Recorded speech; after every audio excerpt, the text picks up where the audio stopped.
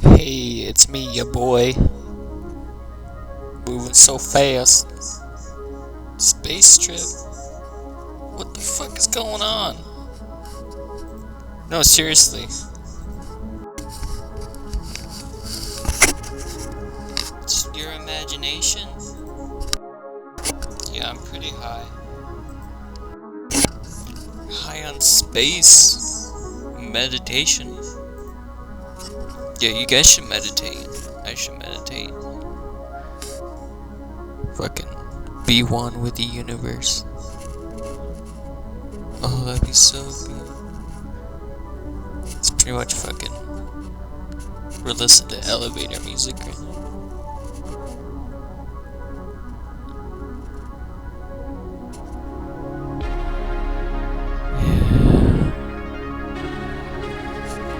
Oh shit.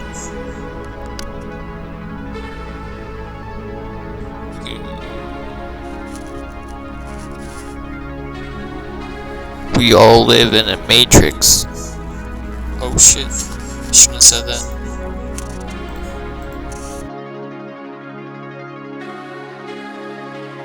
Where do we really come from? And we got this anxiety, depression, fear itself.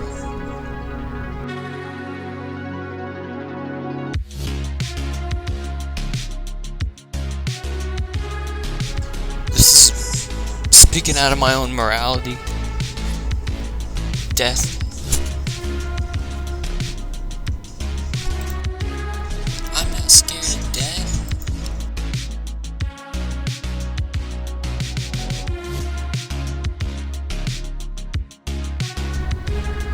Pretty much being lonely.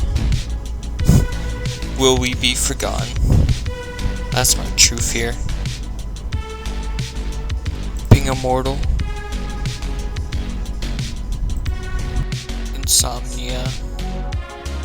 The state of knowing that everyone's on their own fucking journey. And you can't do shit. You can't do anything. You can do nothing. Everything is a mystery. Nothing can solve. Who am I? From birth.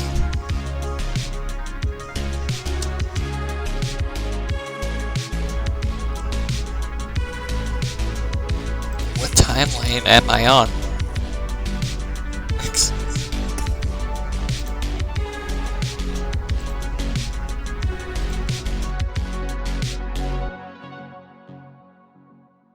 Pop culture.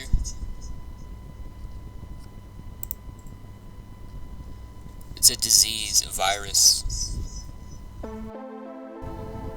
Thus, it's the nature of things to be considered.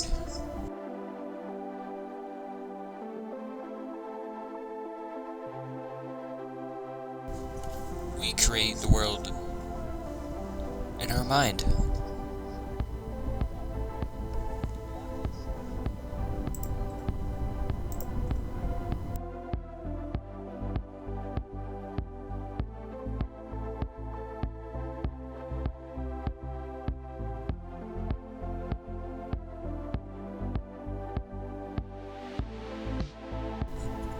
That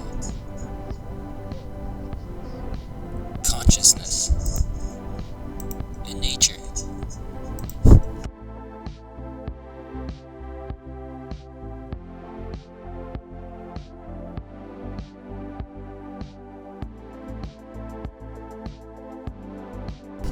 I have not gone to bed yet. Just so you know.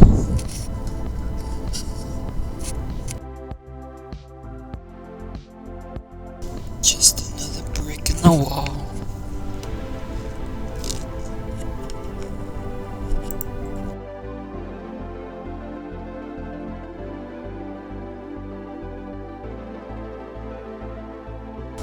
Yeah, I have a question for y'all. Yeah, you ready? You ready? Ready for my question?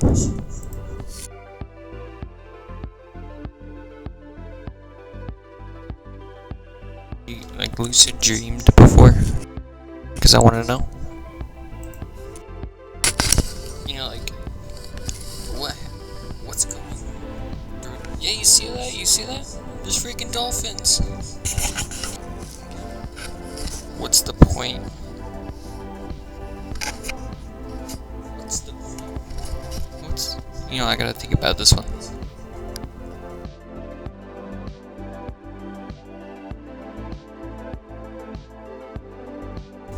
I don't remember my dreams. Do you? I could say.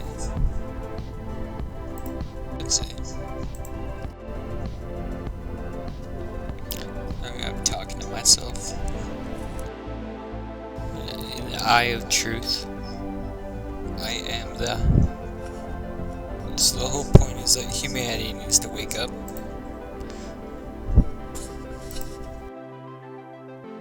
Oh, it's my shadow.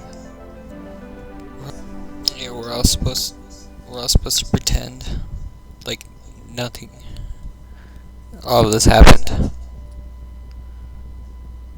Man. Yeah. Man becomes God. And this is what happens.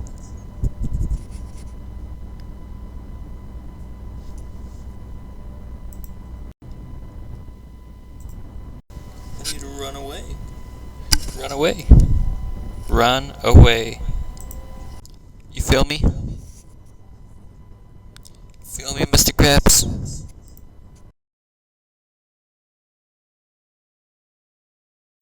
Ooh. Oh. Ah.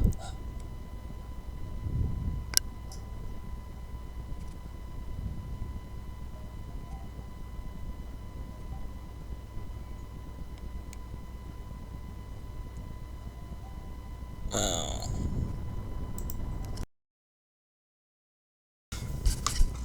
It's pretty metaphysical, dude. Trying to put across two principal ideas. One of which is that since the idea of thusness is not a way of putting down the nature of things, that is to say, it's not a form of nothing buttery. There are certain things to be considered about it. One is that there is what we call consciousness involved in the nature of thusness. Thusness is transparent and reverberating. And the other was that within this domain there is room for an enormous number of value games. But you must remember that value games are games. Now let me just review those 2 points slightly because they're tremendously important. First of all, we've got into the habit of thinking of the world as a physical continuum, which is not really a continuum, which is divided into the inert things and the earth things, into the conscious and the unconscious, the living and the dead, the organic and the inorganic. And the mythology of the 19th century was to make it a case that everything was really inorganic, you see? And that consciousness is something actually purely mineral and metallic, only it's so complicated and so it's got all kinds of liquid and gooey things in it. But they're basically minerals, and they're basically machinery, and it's all like that, you see? And I say the objection to that point of view is simply that it's a way of looking down your nose at things. In fact, it's an objection. The objection to it is that it's an objection. We won't go into such embarrassing questions as who objects. But the thing is that it's, when you construe the whole universe in an objectionable way, The person who does this is really saying, I want to be miserable. Now, you're perfectly entitled to be miserable. Or I want to be realistic and miserable in that sense. And that's perfectly okay if that's the way you want to be. But he has absolutely no right whatsoever to say that his point of view is more valid than ours when we say the opposite. That actually the universe is a continuum of whatever it is, thusness, and that there's a spectrum in which there are the very conscious things and the only slightly conscious things. But all of it is conscious.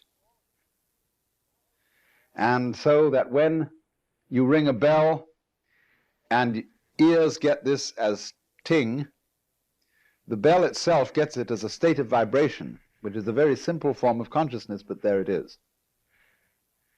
So you don't have to explain, you don't have to invent a ghastly problem, which is, how did anything conscious ever get into this mechanism? It's a simpler thing that it always was there. Everything is conscious, but conscious in very many differing degrees. I don't really know whether that's a simpler explanation than another. I mean, somebody could, I suppose, scratch their heads a while and say, how do you get from one degree to another? See, they want to know how you get from the unconscious rock to the conscious living being.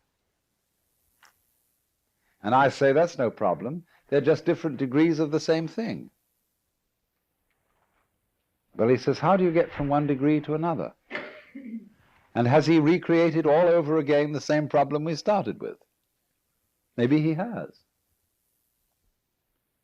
But if he has, you can see a new line on the thing, that this man's function is to create problems, is to make interesting difficulties. He's like a person who makes up the puzzle, the crossword puzzle every day for the newspaper. Here's a man just setting difficulties for you. And you love to get over them, or else it doesn't interest you because you are playing the game, my game's more interesting than yours. But nevertheless, for some reason or other, the idea of a spectrum, of a somewhat more or somewhat less of the same thing, seems to make a great deal of sense. It seems more plausible than the idea of having to have two completely different substances, a stuff called matter and a stuff called spirit or mind or something like that, and try and see how they work upon one another. If you see, in other words, let's take the beautiful image of the fern. First of all, a stalk, just a thing like that. And then more of them, but coming out of the sides. And then out of the sides of those, more stalks, out of the sides of those, you see? And then out of the sides of all those little ones come little ones still, see? And you say, well, look at that. It's getting very spiky, isn't it? Full of spines. And then gradually, right on the edge of the spines, the more go until they're all going like this way, more and more and more and more, until it becomes soft and hairy, you see? And suddenly you've got what you'd call a vegetable. If you look at the watch, some people have extremely tick-tock watches. That is to say, they just have the hours marked with spots. There are even more simple watches than that. I've seen watches that simply have 4 spots on them, 12 and 6, 9 and 3. But on the other extreme, you can buy very expensive watches that have stopwatches on them and things that tell you the date and tachometers and all kinds of involved things, and this watch's calibrations will be getting more and more and more complicated all the way around. It begins to look like a flower. You see, it begins to look, for what started out looking like a kind of a metallic object ends up looking like a vegetable or some kind of wonderful growing alive thing. Beyond some mysterious point of complexity, it seems to become alive. So this is what I mean by the spectrum of the various, let's say, games that are going on. The very, very firm at one end, and at the other end, all kinds of complicated mechanical, metric motions, rhythmic motions, that are so difficult to reduce to anything so simple as chum, chum. We say they're alive. Whereas the things at the other end that are very, very simple like that, you see, we say they are relatively inert. But whether you say that the inert is merely less alive, or whether you say that the alive is merely the maximum complexity of the inert, all depends on whether you want to say yes to the world or whether you want to say no. So it is, as it were, a yes saying that makes everything seem alive. A no saying that makes everything seem dead.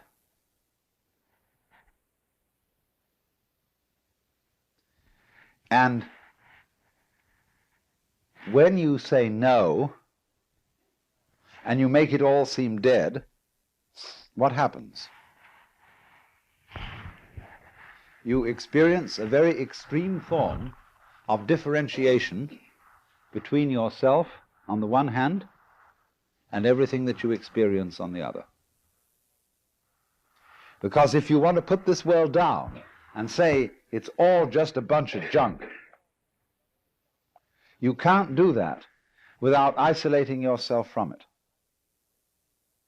You've got to stand aside and be a completely independent observer, because if you say, therefore I too am just a lot of junk,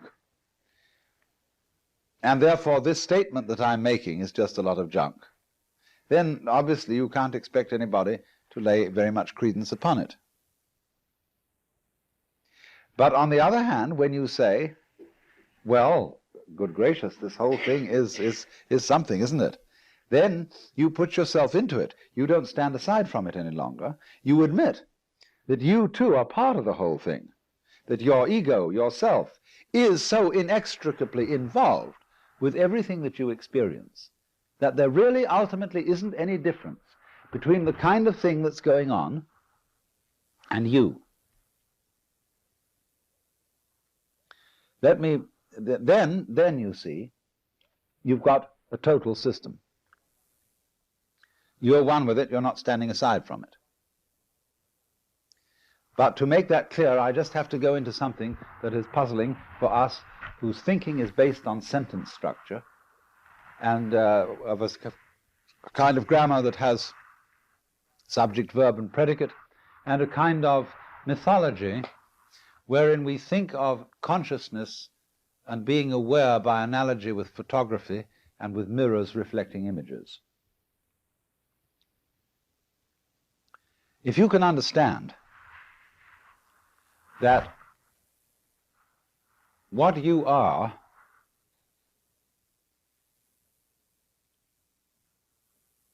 is everything that you know,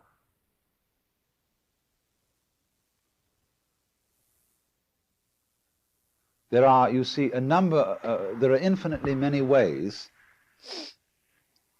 of, language ties us up. I was going to say being conscious of what's going on.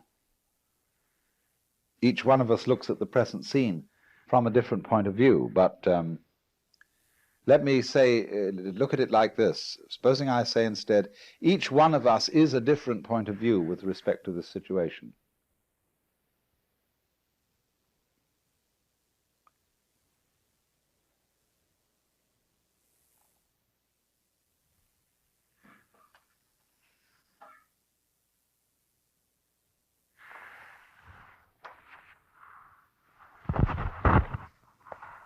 You see, we can say, here's the situation. And each one of us, here's an eye, you see, looks at it from a different point of view.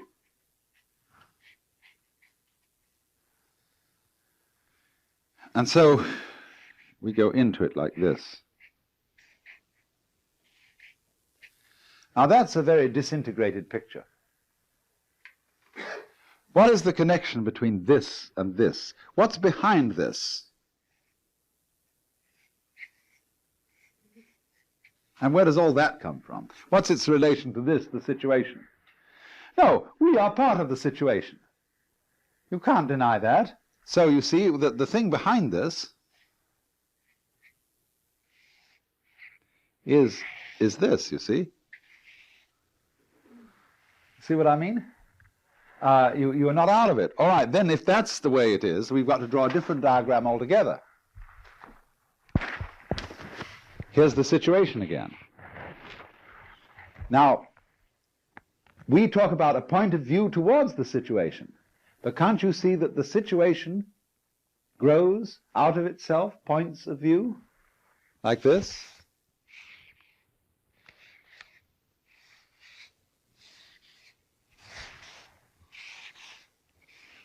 See? And then here they are.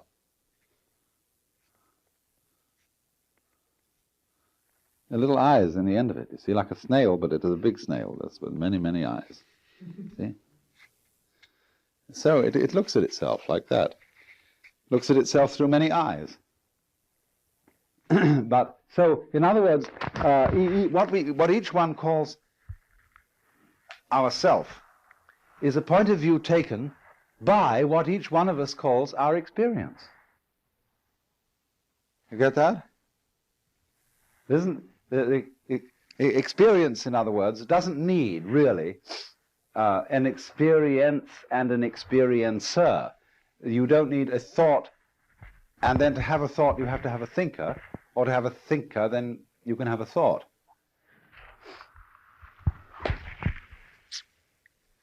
All I'm introducing you to, you see, is really a simplified language.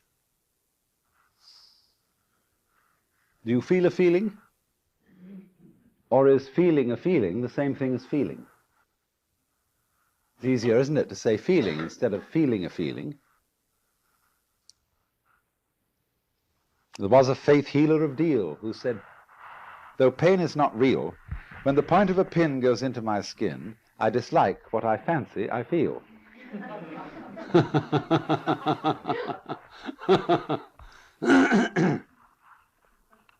Or that other limerick that some of you know that I made up. There was a young man who said, though it seems that I know, what I would like to see is the eye that knows me when I know that I know that I know.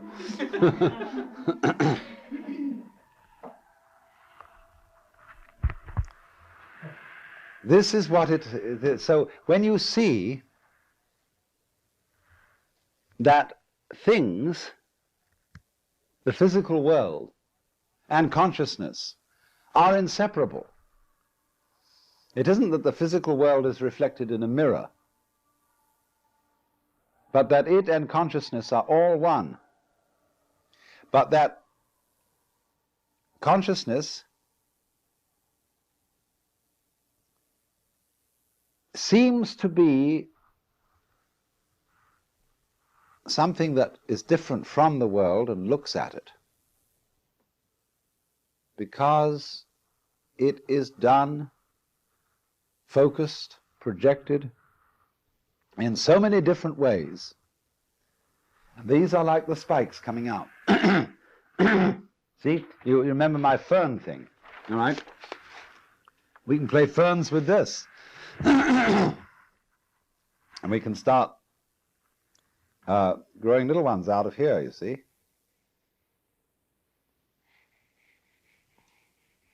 Or take any one of these and start going this, see? Take one of these and start doing this. See? All points of view. Growing out of the center.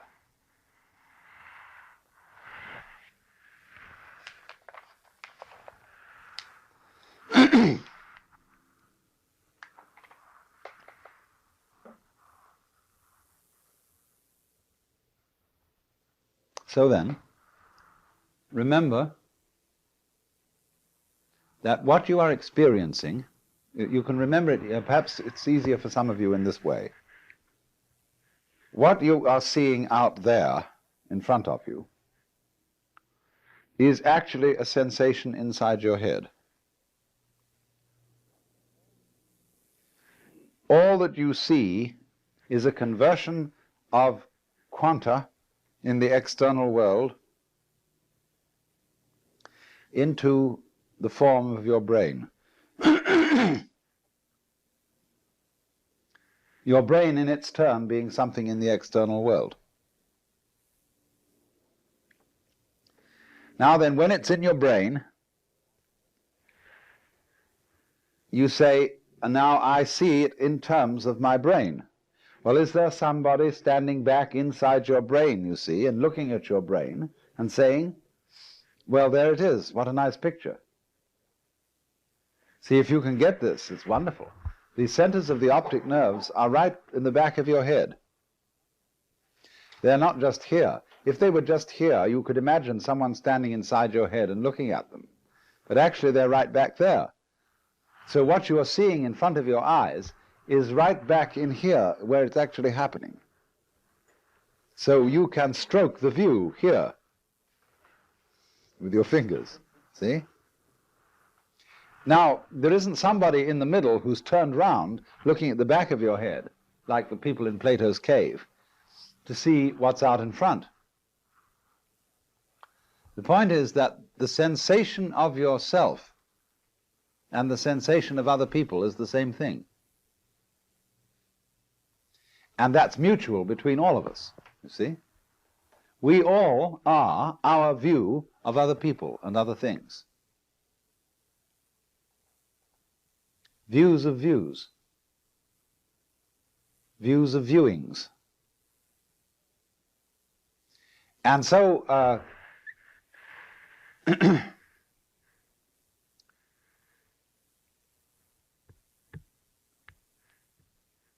you don't have to introduce the problem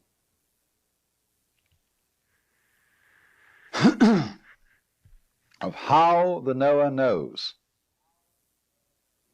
How does the world make an impact on the knowing subject so that it can be aware of, be conscious of everything else? There isn't that kind of mirror or camera process going on. That's the important thing to understand, because everybody's thought is so powerfully influenced by the metaphors that he uses. And the metaphors for knowing and for consciousness, mirrors, cameras, etc., can be extraordinarily introducing unnecessary complications. Simply see that what you are aware of in terms of external sensory experiences, in terms of so-called internal feelings, internal thoughts, that is what you are. Krishnamurti puts it so beautifully when he tries to show that behind the stream of thoughts there isn't a thinker. He says you create the thinker, you create the thought of a thinker behind the thoughts in a moment of insecurity. When you want to withdraw,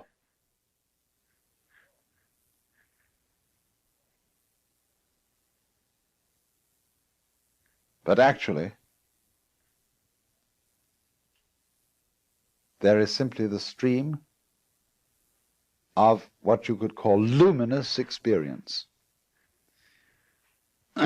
And you can translate, you can take away the word luminous and put the word conscious in its place.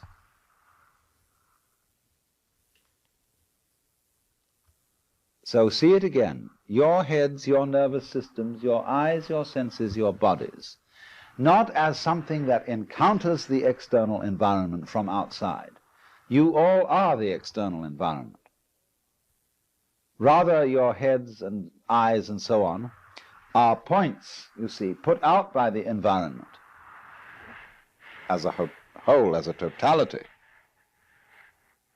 through which it feels all around, like many sensitive hairs, like a sea urchin with all those little spines coming out of it. And each one of us is one.